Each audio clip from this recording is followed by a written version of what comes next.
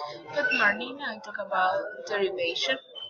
Derivation is a word formation process in which derivational affix attach to the base form of a word to create a new word.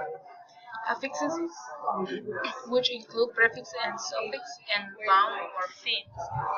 Morphemes is the earth's smallest linguistic unit of a language with semantic meaning.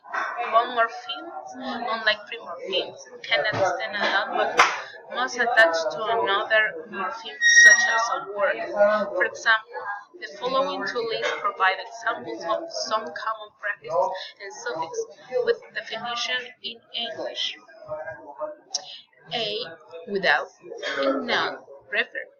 Without, in not, co, refer together. B.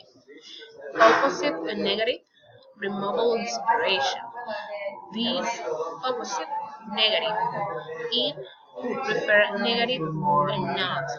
Now, refer absence, not, again or repeatedly. On, negative, not, opposite of reversal.